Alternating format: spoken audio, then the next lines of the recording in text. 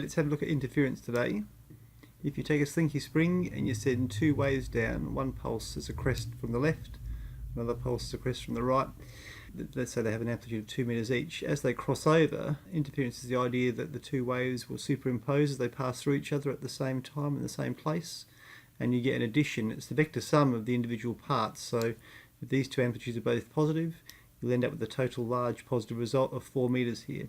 So that constructs a larger wave, so it's called constructive interference. So you can do that with two crests as shown here, or you could actually do a similar thing here by setting two troughs down, and these both be say -2, you'll end up with a total result there of -4.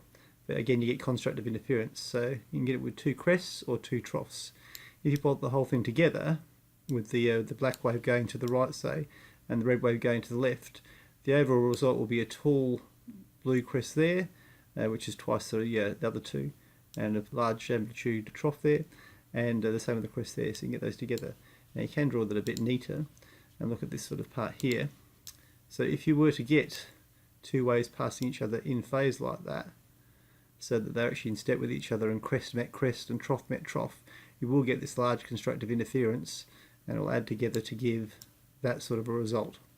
Okay, you can also do it with ones out of phase with each other. Destructive interference will be when they actually meet out of step with each other, where the crest is meeting a trough and this crest here is meeting that trough, and vice versa, and you'll end up with a zero result there at the bottom, like this. There'll be no wave. So those two crossing over like that, but out of phase, would give you a result where there was no wave at all. So where you'll be looking at it's when two or more waves overlap, they interfere, and the overall effect is the vector sum of their displacements. So sometimes that's called the principle of superposition, but that applies to everything rather than just waves. Constructive interference is where crest meets crest or trough meets trough. You get a large addition together to form large crests or large troughs, and you get that increase in amplitude there. Okay, as I've just shown you. Obviously, if they're out of phase with each other, though, you'll get destructive interference, and they'll cancel out. Not always perfectly, but if they're exactly equal opposite amplitudes, you should get cancelling. You can also get this to work with water waves, and they'll go taller or shorter. Sound waves, or they'll go louder or softer. Light, where you get bright and dark spots. So you could do it with two speakers, which I did in the room this week, and set up two speakers together where they're in step with each other, and look for loud and soft parts across the actual classroom, and that worked pretty well. So there are a few examples of interference you can look at. One would be like a two-source interference pattern. So you could have some two sources here that could be sound, or they could be light. If we discuss them as sound or water waves, I'll do them as sound waves first. As the waves leave these 2 points here, so as the waves actually leave here, or leave here, as the waves leave those two sources there, let's say they're in phase with each other to start with, if they travel equal distances just to get to this point here, like that one there, that one, and that one, if they travel equal distances and they start in phase, they must therefore arrive in phase, and you'll get sort of crests meeting crests here, and troughs meeting troughs. And what you would get then is a very large increase in the amplitude, so you get constructive interference. So that's where the path difference is 0 wavelengths. We would expect to get a maximum there at that position there in the centre.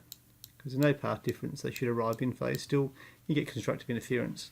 So you get a maximum in terms of a sound there, or a light wave, or a water wave. Now if you look at another point over here, if you pick another spot up here, it turns out the waves are actually travelling a bit further from the lower source than the upper source.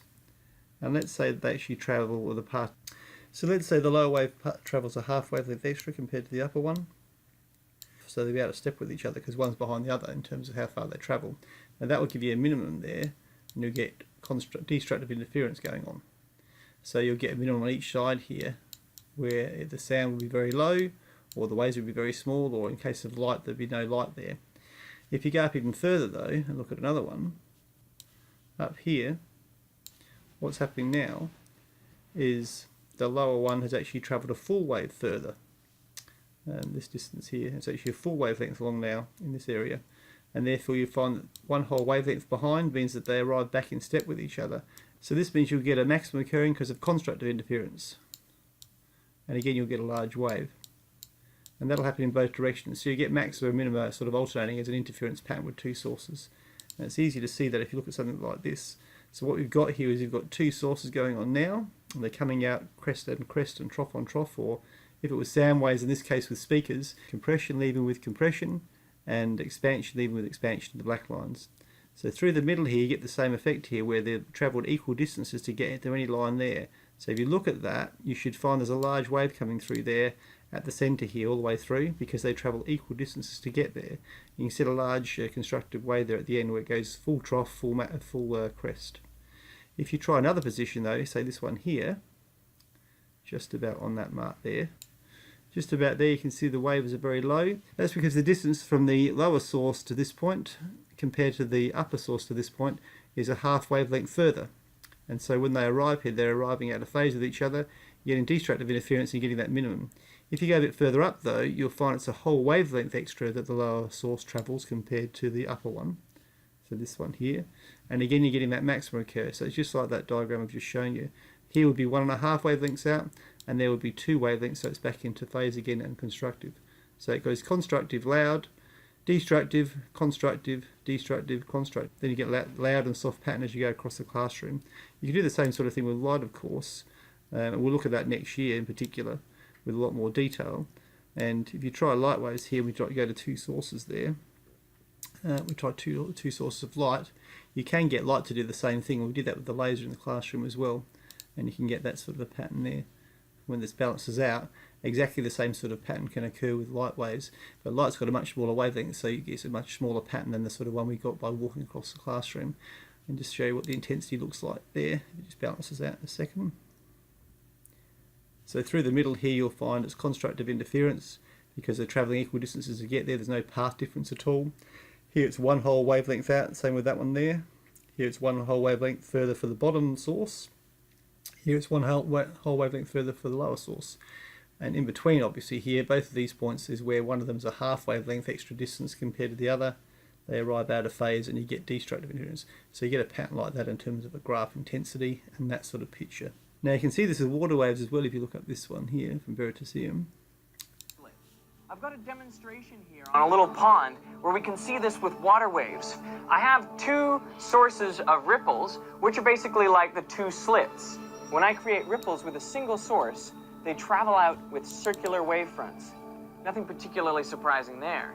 But if I add a second source of ripples, then we start getting an interesting pattern.